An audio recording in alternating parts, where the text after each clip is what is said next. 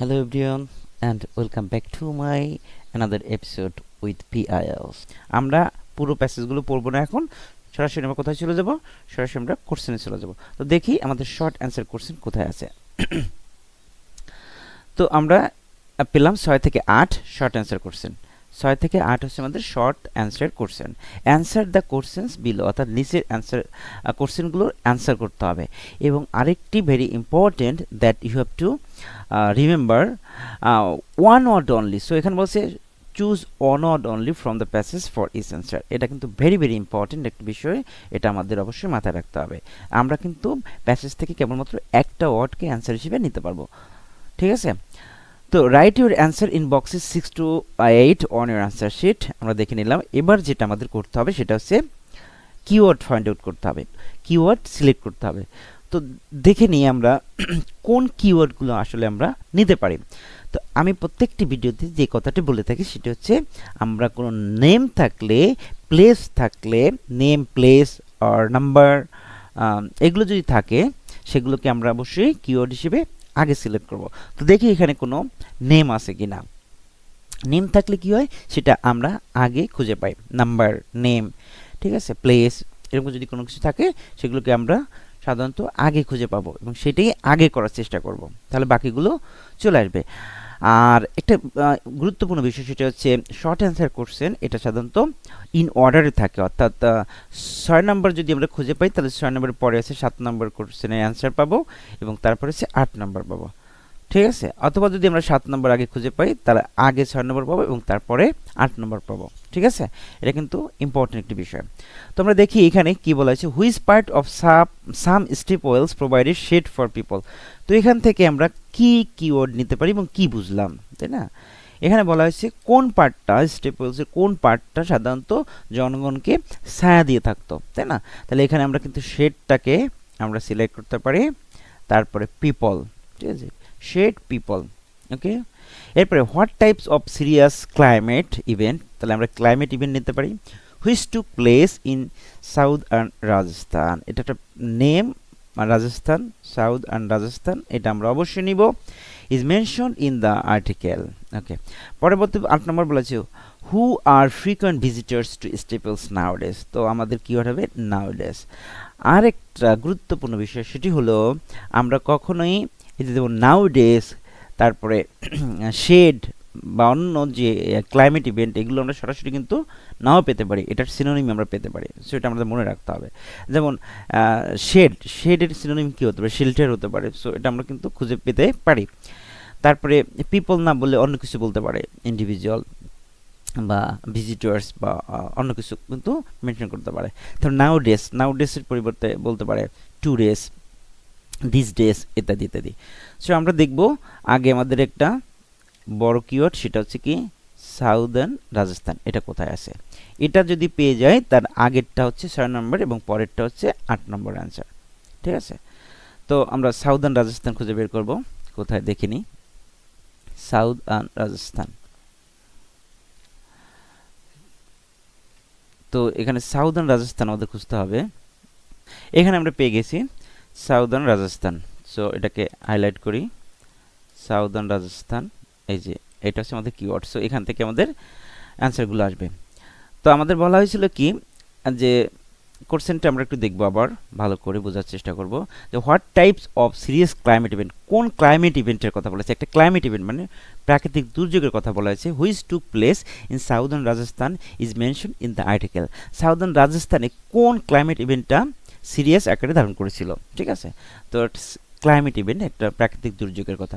তো এখানে আমরা আরেকটি বিষয় সেটা হচ্ছে যেখানে আমরা কিওয়ার্ড পাবো সেখানে শুরু থেকে শেষ পর্যন্ত আমাদের পড়তে হবে, ওই সেন্টেন্সটা শুরু থেকে শেষ পর্যন্ত। তাহলে এই সেন্টেন্সটার শুরু হয়েছে কোথা থেকে, যদি বলি এই সেন্টেন্সটা শুরু হয়েছিল এখান থেকে, তাহলে আমাদের এখান থেকে পড়তে হবে, ঠিক আছে? এখান থেকে এই পর্যন্ত যদি পড়ি হয়তো বা আমরা অ্যান্সারটা পেয়ে যেতে পারি, তাই না? যেহেতু এখানে কিওয়ার্ডটা আছে। তো দেখি পড়ি, their condition hasn't been help by recent dry spell. এখন এই যে কোলন দিয়ে একটা জিনিস বোঝায়, কোলন দিয়ে সাধারণত পরবর্তী জিনিসটাকে এক্সপ্লেন করা, অর্থাৎ এই যে কথাটা বলা হয়েছে সেটাকে তো এক্সপ্লেন করবে, এখানে ব্যাখ্যা দিয়ে বোঝানো হবে। তো তো সাউদার্ন রাজস্থান সাপার্ড, এখানে সাউদার্ন রাজস্থান পেয়ে গেছি কিওয়ার্ড। সাউদার্ন রাজস্থান সাপার্ড, সাপার্ড মানে কি ভোগ করেছিল, তাই না? অ্যান 8 ইয়ার, 8 বছর, ডট খরায়, বিটুইন 1996 অ্যান্ড 2004, তাই না? 1996 এবং 2004 পর্যন্ত তারা কিসে মানে খুব সাফারার হয়েছিল, সেখানে হচ্ছে ড্রট। তা ড্রট মানে কি? ড্রট মানে খরা, তীব্র খরা। 8 বছর যাবৎ তারা সাউদার্ন রাজস্থানের মানুষজন এই যে তীব্র খরায় মানে তীব্র খরার ভোগান্তিতে পড়েছিল, তাই না? তাহলে এখানে আমাদের বলেছিল যে কোনো একটা প্রাকৃতিক দুর্যোগের কথা, তাহলে আমাদের অ্যান্সার হবে কি? অবশ্যই খরা, তাই না? ড্রট, অ্যান্সার কি? ড্রট। একটা অ্যান্সার কিন্তু এখানে পেয়ে গেছি। এবার যেহেতু ওখানে আমরা পেয়ে গেছি, তাহলে তার আগেরটা হবে 6 নম্বরের অ্যান্সার। তাহলে আমরা একটু দেখে নিই। আর ওখানে আমাদের কিওয়ার্ড কি ছিল? আমাদের কিওয়ার্ড হচ্ছে শেড বা পিপল, তাই না? এরকম কিছু একটা, শেড অথবা পিপল। তো এর আগে আমরা পাবো শেড অথবা পিপল। তো শেড অবশ্যই, শেডের সিনোনিম থাকবে, পিপলের সিনোনিম থাকতে পারে। তাহলে আমরা একটু দেখে নিই শেড কি বলা হয়েছে এখানে।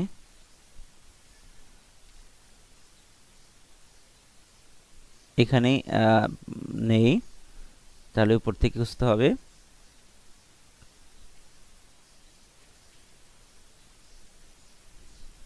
শেড, শেড, শেড, তাই না?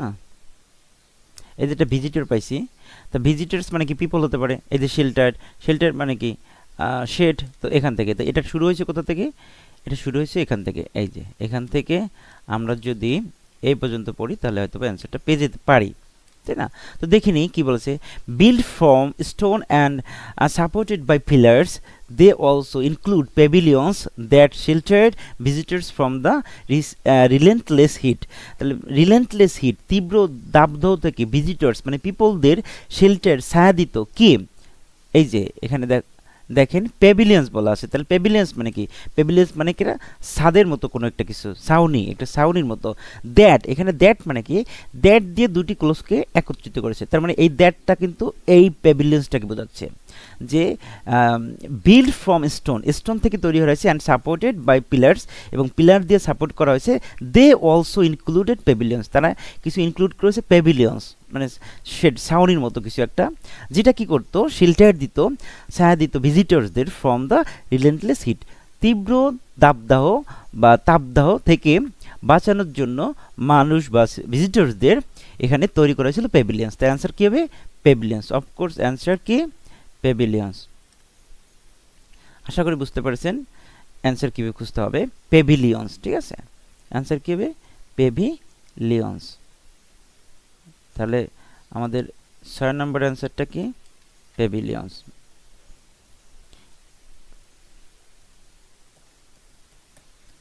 প্যাভিলিয়ন্স, ঠিক আছে? এবার আমরা চলে যাব সরাসরি 8 নম্বর, অর্থাৎ 7 নম্বরে যেখানে পেয়েছি 8 নম্বর তারপরে পাওয়ার কথা। আর আমাদের সবথেকে ইম্পর্টেন্ট বিষয় হচ্ছে আমাদের কিওয়ার্ডটা। কিওয়ার্ড কি আছে? নাউডেস। তো নাউডেস আমরা পাবো না, অবশ্যই সিনোনিম পাবো। এই যে টুডে, এখানে টুডে পেয়ে গেছি, তার মানে আমাদের সিনোনিম কিন্তু এখান থেকে, তাই না? টুডে।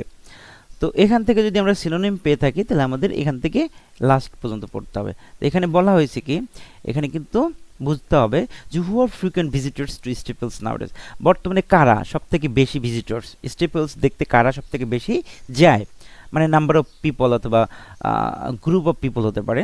সো দেখে নিই সেটা কি। তো এখান থেকে আমরা যদি পড়ি তাহলে হয়তো বুঝতে পারবো। Today, following years of neglect, many of these monuments to medieval engineers have been saved by the Archaeological Survey of India, which has recognized the importance of preserving them as part of the country's rich history. Okay, tourist flock to Wales. এখানে বলা হয়েছে story মানে এটাকে save করার জন্য অথবা কী বলে survey করে দেখছে, অনেকে রিকগনাইজড করছে, স্বীকৃতি দিচ্ছে, এটাকে রিজার্ভ করতে হবে, প্রিজার্ভিং করতে হবে। এই যে ইন্ডিয়ার একটা সাউদার্ন পার্ট, তো এখানে একটা রিচ হিস্টোরি, এই যে স্টেপলস, এই সম্পর্কে কিন্তু বলা আছে। এখনও কিন্তু কারা ঘন ঘন এখানে বা বারবার এখানে ঘুরতে আসে সে কথা কিন্তু এখনও বলা হয়নি। এবার বলছে tourist flock, tourist flock to, tourist মানে ভিজিটার্স, তাই না? ফ্লক টু মানে কি? ফ্লক টু মানে হচ্ছে ফ্রিকোয়েন্ট ভিজিটার্স, ফ্লক টু মানে কি? Frequent visitors. তো আমরা এটা একটু ভালো করে দেখে নিই। ফ্লক টু মানে কি? ফ্লক টু মানে ফ্রিকোয়েন্ট ভিজিটর্স, মানে যাকে যাকে আসে। তাহলে ওয়েলস ইন ফার ফ্লাং মানে দূরবর্তী স্থান থেকে, কর্নার্স অফ নর্থ ওয়েস্টার্ন ইন্ডিয়ার বিভিন্ন কর্নার থেকে তারা কিন্তু এখানে ঘুরতে আসে। কারা? ট্যুরিস্টরা ঘুরতে আসে, ঠিক আছে। কারা? ট্যুরিস্টরা বারবার। Is flock to that means হচ্ছে এটা। ফ্লক টু মানে কি? Frequent visitors. মানে হচ্ছে ফ্রিকোয়েন্ট ভিজিটর্স। তাহলে কারা ঘুরতে আসে? A group of people, visitors. তাহলে অ্যান্সার কি হবে? ভিজিটর্স।